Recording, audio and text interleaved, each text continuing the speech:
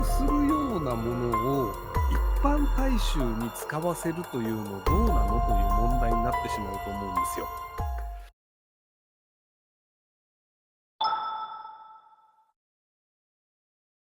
小林製薬の紅麹で製薬業界が混乱する中、製品を価格分析してもプベル酸など日本で論文が数本しかない加工図ばかりで原因特定できないようです。理由は単純で政府が他の供給も研究費も削減した結果、優秀な理系が少ない研究職から医者が海外に流れたので予算嫌い、マイナー研究で豊かなからです。理系を入れ冷遇した月は今後来るでしょうか。ですね。僕、西野さんが犯人かなと思ってたんですけどね。で、そもそも論、発行するようなものを一般大衆に使わせるというのどうなのという問題になってしまうと思うんですよ。結局じゃあ細菌だったり酵母だったりというのが何らかしらの発酵をすることで成分が変わるというのってランダム要素がかなり大きいんですよね。例えば、じゃあ普通に日本酒を作る酵母ですっていうのが、すいません、西野さんって誰っていうのが来たんで、どちらの西野さん？西野さんはね、昔キングコングっていうのやってたんですけど、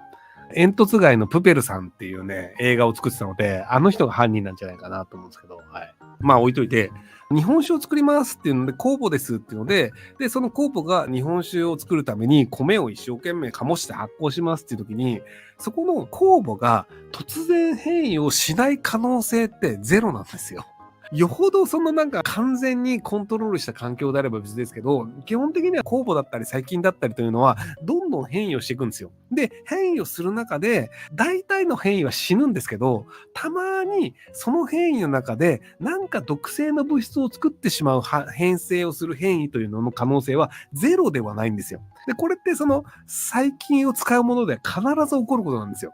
生の細菌が生きてますってなると、生きてる中でいろいろなものを発酵させます。で、その中で細菌がこう増殖していって、増殖の時には分裂していって、で、分裂する時にはやっぱりその遺伝子的なものが何らかしら変化が起きて、同一のものにならない。で、同一のものにならなかったら結果変異が起きて、で、大抵の変異はすぐ死ぬんですけど、そうじゃない形で生き残った変異がさらに変な毒物作るよねっていう可能性がゼロじゃないんですよ。ほとんど起きないんですけどね。ほとんど起きないもの、例えばじゃあ日本酒でなぜ起きないかっていうと、日本酒の場合って細菌全部死ぬんですよ。日本酒の場合だと、お米の中に入ってる糖を使って、どんどん糖をアルコールに分解していくんですけど、アルコールに分解して結果、アルコールで死んじゃうんですよ、酵母。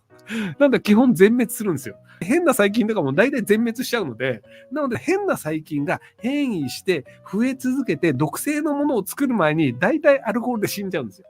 で、味噌とか醤油とか、やっぱ塩分が高いものも、変なものがいたとしても、大体死ぬんですよ。なので、基本的に昔ながら食われてるものというのは、多少の変異をしたとしても、大体死なない。で、納豆菌とか異常に強い細菌の場合は、納豆菌以外を絶滅させるんですよ。納豆菌がいると、チーズ作ってるところに納豆菌入れると、チーズ大体死んじゃうんですよ。納豆菌強すぎて。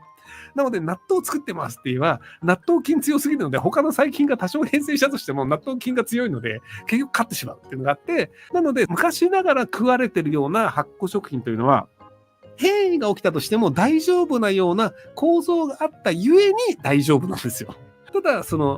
今の現代ってアルコールを作るようなものじゃなくて、麹そのまま食べる、紅麹もそうなんですけど、麹そのまま食べるになっちゃうと、麹が変性してどんどん増えたとして、でそれをそのまま食べたら、やべえ麹がいたとしても、それを殺す構造がないよねって話なんですよね。味噌だったりとか、日本酒だったりに使う麹っていうのは、最後みんな麹死んじゃうので、なので変なものが増えても大丈夫だよねっていうフェイルセーフの仕組みがあったんですけど、今技術が進みすぎちゃったせいで、麹そのまま食えるじゃんっていうので、品質管理とかって言い出す人がいるんですけど、品質管理が不可能なんですよ。品質管理をするのであれば、すべての細菌を調べて、変性だったり分裂の中で特殊変異をしてないというのを確認するためには、すべての細菌をチェックしなきゃいけないんですよ。で、すべての細菌を毎回チェックしてたら、とてもじゃないけどコストに合わないんですよ。で、多くの特殊変異は無害なんですよ。多分 99.99% ぐらい無害なんですよ。変異が起きたらまずいよねってなると、ほぼ変異は起きます。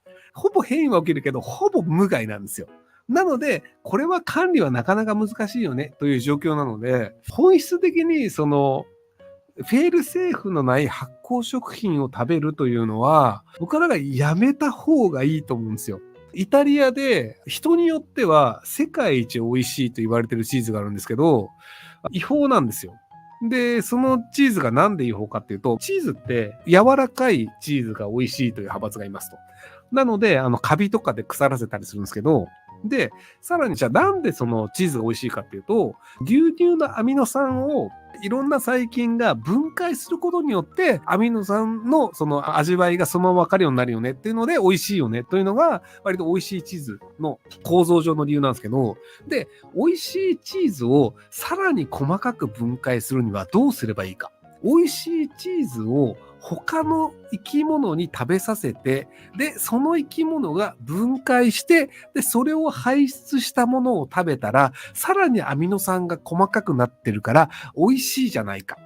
というので、羽が生えてる昆虫の幼虫をチーズにつけることで、その幼虫がチーズを食べ続けることで、硬いハードチーズがその昆虫が食べた排出物により柔らかくなり、そもそも硬いハードチーズが柔らかく美味しく、舌につけたとしてもアミノ酸の味わいが感じられるというチーズというのがめちゃくちゃ美味しいと言われてるんですけど、ググればわかると思うんですけど、ウジ虫が食ったチーズっていうのがあるんですよ。チーズができた後にハエをたからせて、で、ハエたからせるとハエがこう、ウジ虫の卵を産んで、で、生まれたウジ虫がそのチーズをバンバン食っていくんですよ。で、そのチーズを食って、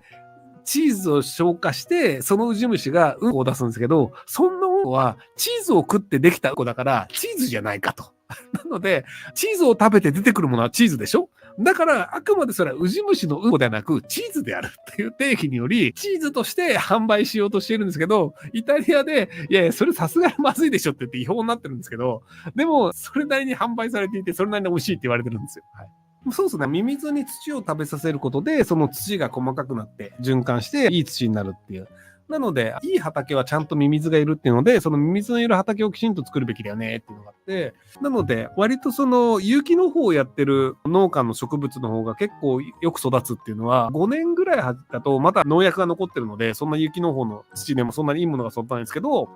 5年、10年有機農法を続けると、肥料を入れなかったとしても、その土自体を土って本来石とか岩とか砂の塊なんですけど、それをミミズが食べて分解して、さらに細かくするのと、ミミズがそれなりにその有機肥料的なものを混ぜたうんこをするので、結果として植物がそこら辺の土に入っている成分というのを吸収しやすくするっていうのがあって、有機の方っていきなり1年目やった場合ってミミズがいないので、全然美味しい植物作れないんですけど、5年10年経つと結構美味しい植物が作れるよねっていうのもミミズをちゃんと育てるかどうかだったりするので、ミミズだったりウジ虫だったりっていうのは割とその植物だったり食べ物だったりの上では結構こう意味があるよねっていう話なんですけど、なのでプペルさんに関しては西野さんが犯人なんじゃないかなと思ってます。はい。ご視聴ありがとうございます。今回の動画はこちらからの切り抜きになります。